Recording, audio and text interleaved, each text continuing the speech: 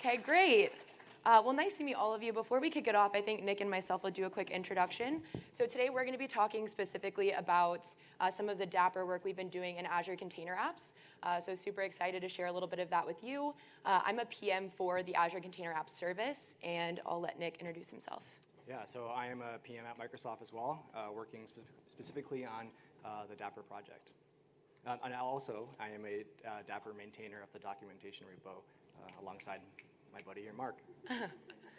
Nice. OK, so I'll kick it off, and then I'll hand it over to Nick after I make some progress here. But just curious, how many of you use Azure in any capacity? We'll start there, the broadest question.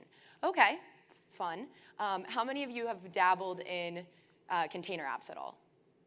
OK, yeah, y'all are like, I have a lot of feedback. I'll be around, so we'll definitely talk about that. But I'm going to talk a little bit about the service itself, why we created the service, and ultimately some of the backend behind it.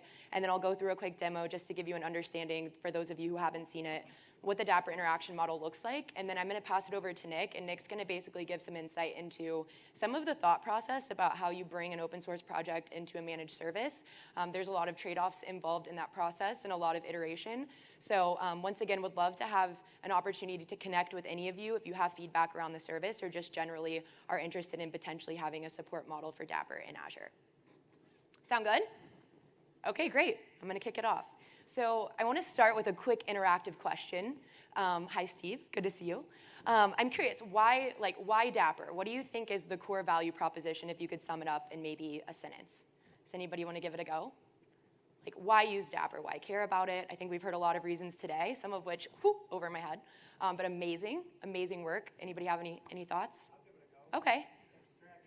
Abstraction. OK. That was quick. One word. Yes. Make developer lives easier. I feel like that one was a good one. I honestly think we can keep it at that one, because I think that kind of comes down to the crux of my point, right? Dappr's goal is to abstract, which we said, but it really focuses on helping achieve and accomplish more for developers. And I think this is critical, because as developers progress in their journey, especially in the cloud native space, which I think at any point have we gotten into a debate with somebody about the definition of cloud native? Anybody? Just me? OK. So none of y'all have Twitter. OK, good to know.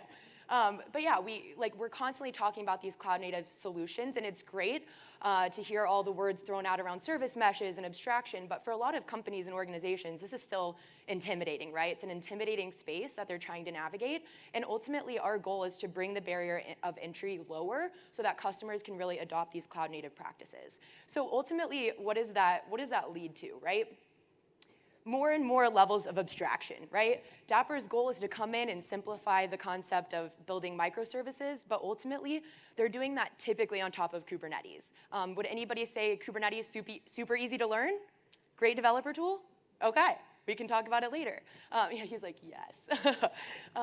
I haven't heard that from many of the companies that I've worked with, right? There's constant conversations around how do we do networking well in Kubernetes? How do we secure a Kubernetes cluster? How do we manage and update and upgrade? All of those things, right? And so if the core of Dapr is to help developers become more productive, then we need to find ways to continue bringing Dapr into tools that are being adopted by developers to help abstract and make them more productive. So essentially, that's what we see, right? Even in the CNCF survey, they said, we see more and more companies that are adopting cloud-native abstractions on top of Kubernetes. Even the growth of serverless platforms is continuing to rise. And we see this demand, and we want to capitalize on it. And frankly, we want to bring Dapr into that conversation. So ultimately, that means we're meeting developers where they are. I want to give a quick shout out to Yaron and Mark and team, Alice, for Diagrid. Let's make some noise. They just released Conductor. I'm not sure if you heard about it. Yeah, it's pretty neat to see that Dapr is becoming more managed, right? We're finding ways to provide support models. We're finding ways to provide additional capabilities that help developers to consume this at scale. So we have done this on Azure as well, or are attempting to do this.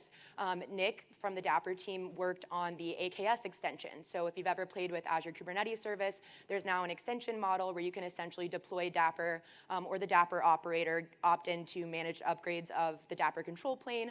That doesn't necessarily make Dapr as an entry point any easier. You still have to instrument all of your code and things like that. But it at least helps with some of the operations overhead to help developers get up and running more productively. Because honestly, honestly, it's usually those infrastructure provisioning teams and the teams that are whitelisting services that are the biggest barrier to entry to developers actually getting their hands on these kind of services. So container apps, I would say, is a continued investment by Microsoft to show how much we believe in the Dapr project and what it unlocks. And so we've basically brought Dapr into a fully managed experience, and obviously with that come trade-offs. Happy to talk about that process, and I'll give it to Nick to talk about the complicated stuff there. But that's ultimately what we're doing with container apps. Let's meet developers where they are, and let's help make the barrier to entry for actually getting to adopt and deploy Dapr in production easier without that reliance on setting up, AKS clusters. So what does it look like behind the scenes? Well, today it is an AKS cluster under the hood, right? An AKS has a value proposition, which is let's stay as close AKS Azure Kubernetes service if you haven't interacted with it before. But essentially, the value proposition of AKS is how can we stay as close to upstream as possible and provide as many capabilities that Kubernetes upstream is providing, but in a way that's a little bit more managed, right?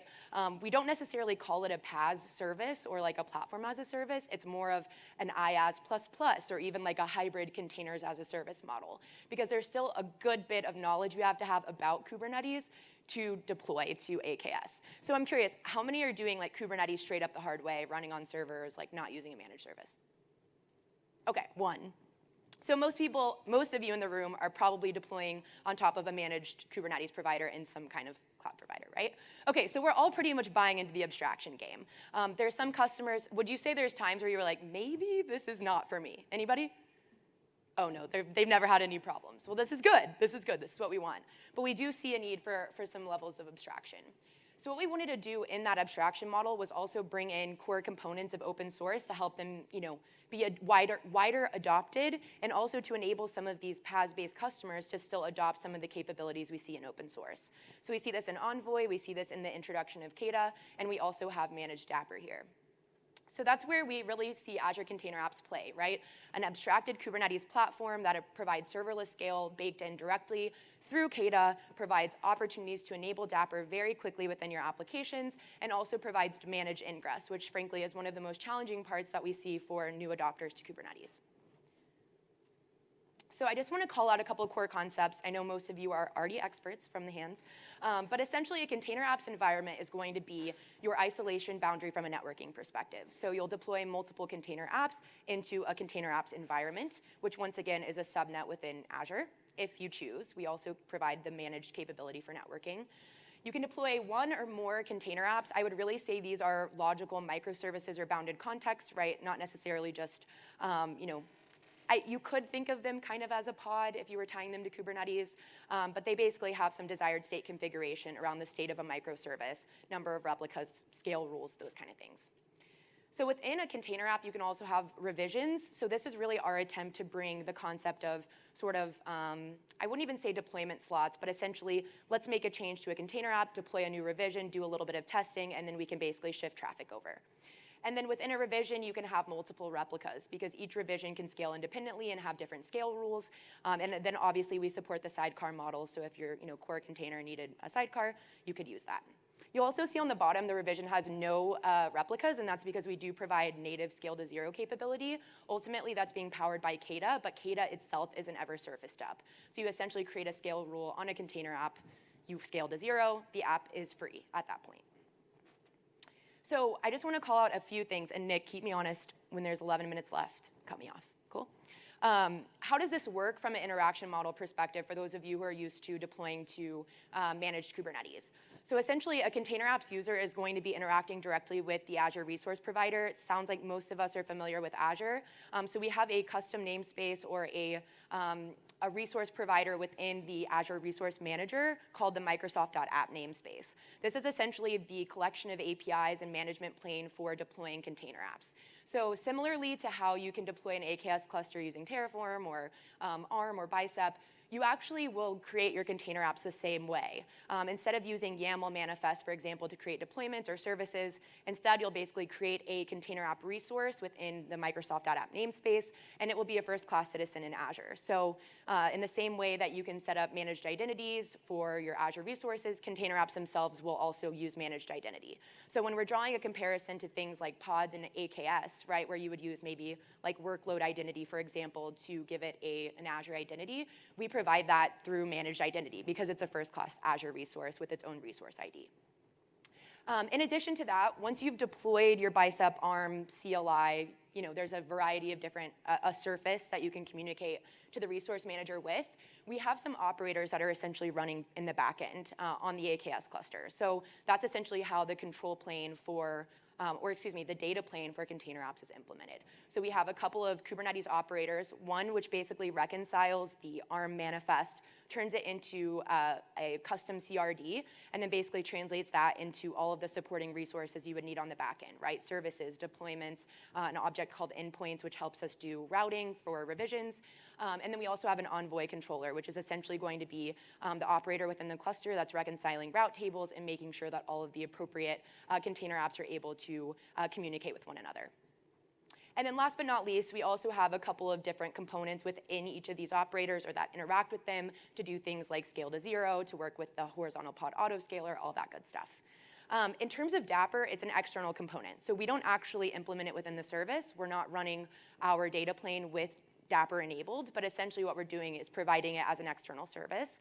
I am going to call out one of the caveats that we ran into just trying to make sure that Dapr worked in a way that made sense on top of container apps, and then I'll jump into a quick demo. So quick peek behind the scenes on how this is going on, nothing too complicated, but imagine that a request comes in this case we're managing ingress, so it comes into an FQDN for the container apps environment. We're basically going to resolve that call into and forward it onto one of the Envoy pods. Now all of the Envoy pods are being reconciled and controlled by the Envoy controller, which is essentially doing all of the Nginx config on the back end, or excuse me, the Envoy config. And it's basically saying, hey, when this particular request for this app comes in, let's make sure we have the appropriate config, and let's pass it on to the appropriate pod. So it's a pretty simple process there. The challenges with this scale to zero behavior, we essentially have to do something a little bit different. Rather than implementing some of the logic within the Envoy controller itself, we have this basically component called the activator. So if app A, if there's a request for app A and app A is scaled to zero because of CADA, then essentially we will pass that configuration. The Envoy controller will say, hey, that app is actually scaled to zero. We need to activate it. It calls into the activator, and the activator will essentially spin up that particular app, and it will make sure that it's healthy and it's ready to receive traffic. And then basically all subsequent requests, once the app is up and running, will come directly from Envoy. So we'll update the config and say, hey, pass it through to this IP address. The HTTP scaler is basically just getting all of the statistics and metrics from the Envoy requests and making sure that we're talking to the HPA when scale up and scale down behaviors need to happen. So you can imagine this is a little bit interesting when it comes to Dapr service invocation. That was one of the real points of awareness where Dapr actually becomes kind of aware that it's running on top of our control plane. So as you can imagine, let's say I'm app A and I want to talk to app B. So based on the way that our current service runs, let's say app A in Kubernetes is going to call the Dapr sidecar for app B. So essentially it would be looking for a service with the name app B, and basically the Dapr D sidecar would forward traffic to the service for app B, and that communication would happen. We don't necessarily run services for every single container app that's running in the cluster. Instead, we basically have a service that handles all of the internal communication. So if an app calls, if service A calls service B not Dapperized, it will go through an internal Envoy service, and that Envoy service will pass it to the Envoy pod, which passes it to the container app. In this case, we actually have a DNS record, or basically another domain. So we resolve app A to appa.dapr.io. That will essentially resolve to a service specific to Dapr service-to-service calls, and then we will forward that on to Envoy and then to the Dapr sidecar. So this is basically how we allow the scale to zero behavior. because essentially the way that Dapr works, that selector on the service doesn't have to wait for that app to be running. So essentially all of your calls would fail if one of the apps was scaled to 0 and you're trying to hit it from a service perspective. So we go through that activator process whenever that app is scaled to 0. So we would basically send that traffic to the activator talks to Dapr. Once that's up and running, then we forward all of the traffic. So that's just one of the interesting caveats, and this is probably the first place that's ever been shared. So I have a quick demo. How are we doing on time? We have 12 minutes. Okay, this demo is going to take about 2 minutes. Is that cool?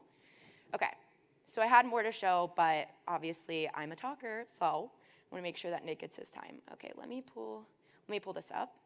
So I'm just going to show you a quick demo. Should just take, and we'll skip forward, Nick, just to make it easier for you to get through all of your time. Okay, so this is a demo that I did recently just because we're short on time. Would love to talk more. I have other demo content that I'm happy to share. But this is just going to go through a simple Dapr example of running Dapr on top of container apps, just so you can see it in practice. And is this going to share audio? Okay. The green one. Okay, I don't have one of, oh yeah, yeah, I do.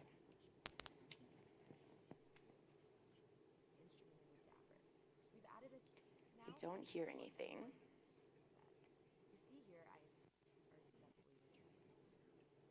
Now, let's take a look at a more advanced scenario. Who is she? It's me. We'll be using the Album API, but a version that's been instrumented with Dapr. We've added a second Dapr-enabled microservice, which will use Dapr's Service Invocation API to invoke the backend. Upon invocation, the backend API will retrieve a list of albums using Dapr's state management capabilities. Here, we can see the payload that's returned to the web app for users to view. With support for TCP on the horizon, customers can use TCP for ingress, scale out based on TCP connections, and perform traffic splitting with TCP. In this case, they can even run a local Redis instance in the environment for dev test scenarios. Let's look at this in action. Here we can see a resource group that has a virtual network connected environment and 3 container apps, one of which is Redis. The entire solution was deployed via GitHub Action Automation using Azure Bicep. We can take a look at the Redis container app and see the input parameter used to set the transport for this container app to TCP. We can also take a quick peek at the Dapr state store component, which eliminates any Redis-specific code from the app and establishes the connection to the local Redis using the hostname and port. A quick peek at the album viewer front end will give us an indication if the entire solution is up and running. We can also use the log streaming capability within the Album API to confirm that 6 albums were in fact retrieved successfully from the Dapr state store. We can use the Container Apps Console Connect experience to connect to the Redis container app from within the environment. Using the Redis CLI, we're able to confirm that the state was stored and retrieved from the locally running Redis instance. In production scenarios, we recommend storing state external to the environment. This next demo will swap out the Dapr state store to point instead to Azure storage. Thanks to Dapr, no code changes required. With Dapr support for managed identity, we could use managed identity to give the Album API access to the backing storage account. Alternatively, we could use a Dapr secret store, which will securely source secrets for the state store component. In this demo, Dapr will use a managed identity to connect to Key Vault, and the state store component will reference this to retrieve secret values. In this deployment, we can see the Album API and Album Viewer still exist. The Redis container app is no longer present because instead we'll use Dapr to connect to Azure storage. We see a new Dapr component called Secret Store, which contains a reference to the name of the backing key vault and the client ID of the Album API managed identity. We can also see the state store was created with a reference to the Secret Store in order to retrieve the connection information for Azure storage. With the managed identity assigned the appropriate permissions and assigned to the container app itself, we're able to confirm in the log stream that the albums were successfully retrieved, this time from Azure storage. Deploying microservices using best practices has never been easier thanks to the power of Dapr and Azure Container Apps. Thanks for watching. As we all know, the only thing better than watching a... Thanks, Kendall. I'm going to shift gears a little bit here and provide some visibility into some more process-related things, such as how to design and implement some of these capabilities that are coming out in Dapr open source and how we bring them into Azure Container Apps. And so, full transparency, it's not always smooth sailing. We can't just take a new version of the Dapr runtime, throw it into Container Apps, and call it a day. When Dapr upstream releases new features that introduce new Dapr concepts or new customer interaction points, container apps needs to think through, how are we going to implement these and what are the experiences that we're going to offer to our PaaS customers. And so most recently, we're actually currently in the middle of this process today. So you're going to get a sneak peek into a capability that will be shipping in container apps in the very near future, and that's bringing in Dapr's resiliency into container apps. So with the caveat that what you'll see here is still under design and a work in progress, so things are subject to change. And just to set some context, for those that are not already familiar with Dapr resiliency and OSS, at a high level, it allows developers to apply or to define fault tolerance policies that, for things like retries, backoffs, circuit breaking, and they can apply it to their different Dapr API calls that their applications might be leveraging. So here I have an example from the Dapr.io website, which is a microservice architected app leveraging multiple different Dapr building blocks. And with this new resiliency capability, I can now insert resiliency into all of these different API calls in case a request was, happened to fail for whatever reason. And so in Dapr open source, this resiliency is done through configuration via a resiliency spec. You might also have heard this thing referred to as a resiliency CRD. Really, they're one and the same. And so this is an example that illustrates, two apps running in Kubernetes. App 1's sidecar is loading a resiliency spec at runtime. And so we're going to take a look at, what this resiliency spec is comprised of and the different parts that make it up. So first is the policy section. And so policies are where users define the resiliency policies and the behavior for that given policy. So here we're looking at a retry policy called important, and then the behavior of this important retry policy. The next section is targets. Targets are used for applying policies to Dapr apps, components, and actors, which essentially covers all the different Dapr APIs. And so in this example, we have app B specified as a target. So anytime app B is called and that request might happen to fail, that policy that we defined up above called important will take effect. And the last section of this resiliency spec is scopes. Scopes, if you're familiar with components, very much the same purpose. They're used to tell which app will load and apply this resiliency spec. So, given that this is the implementation in OSS, one of the first major considerations that the container apps team had to think about when bringing this into container apps was how do we take this spec, which is not directly exposed in container apps, and bring it into a way where Azure container apps can process it through Azure Resource Manager, which more commonly referred to as ARM. So what we did was we took the open source schema and tried to apply it to the ARM way of doing things as much as possible. So here we have an ARM resource that represents different policies where users will define their policy behavior. And so you can see it maps pretty closely to that open source section for policies. And so once these policies are defined in this ARM resource, they can then be referenced from another sub-resource, in this case, the targets ARM resource.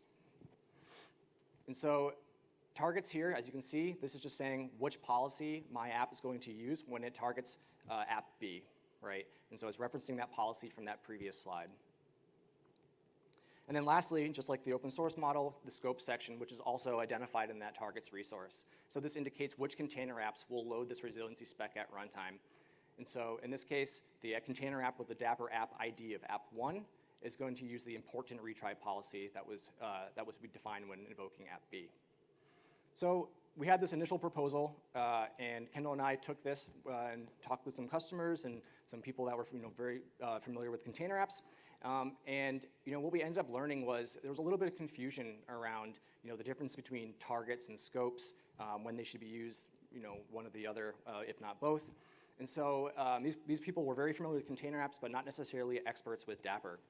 And so we iterated on that proposal a couple times, and we actually ended up with eliminating scopes entirely by removing that need for a target ARM sub-resource.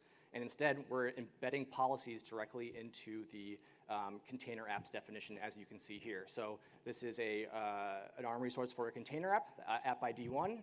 And for those that are already familiar, there's that Dapr property. And within that, there's this new property called resiliency targets, which is specifying the policy to be used when container app 1 would call container app B. right? So with this design, container apps developers can now reference the right policies from within their container app spec, which they own and they are most familiar with, and they know how that app and the intended behaviors behind that app should function. So this is just a quick glimpse into a new capability that will be available in container apps in the near future. How are we doing on time? 2 minutes? All right, I'm going to speed through. And so, when we go through these design processes, often what ends up happening is we come up with solutions that, might impact the Dapper's project, and the Dapr would impact and be beneficial for the Dapper open source project. And so, I'm just going to run through an example here where early on in container apps, we had customer feedback around component initialization errors and creation errors, where customers had a really hard time identifying where these errors might have been occurring. And so this is well before the log streaming and Dapr exec capabilities. So at this point in time, customers were left to write their own log analytic queries to find specific initialization errors for their components, which became a real pain in the butt. So what did we do about this? Well, we actually ended up contributing back to the open source project a solution that improved component and net errors and log metrics, making them consistent across all Dapr components. So that made it a lot easier for customers to go into their Dapr dlogs and find exactly, by searching a specific substring, where a component might have failed. Another example, and this one happened really recently, is in container apps, there are certain component types that aren't necessarily available for customers to use because it's a managed service. And so we saw this as an opportunity to actually introduce a new capability into Dapr where you can specify components, you can deny certain components from being created via a Dapr configuration. And so, this is beneficial because there might be some cluster admins, environment admins, who might want to deny those types of components from being created. So we took this the solution, contributed it back to the Dapr open source project, and this was actually released in the 1.9 version of Dapr that went out like roughly 2 weeks ago. All right, I'm wrapping up. Okay, so yeah, to wrap things up, we've heard a lot about Dapr investments today, but I also want to emphasize that Microsoft is really excited to keep innovating in Dapr, not only from within Azure, but also from an open source perspective. And so Dapr is actively in the middle of the feature definition phase for the 1.10 release milestone. And so you will see a lot of investment from Microsoft in these key areas that we've listed here, that it's still subject to change because this is all happening on the open in GitHub in the Dapr project. And so I encourage all of you here to contribute in this conversation, this release planning for Dapr 1.10. And we can't wait to bring some of these features to container apps in the near future. I'll wrap it up. Thank you.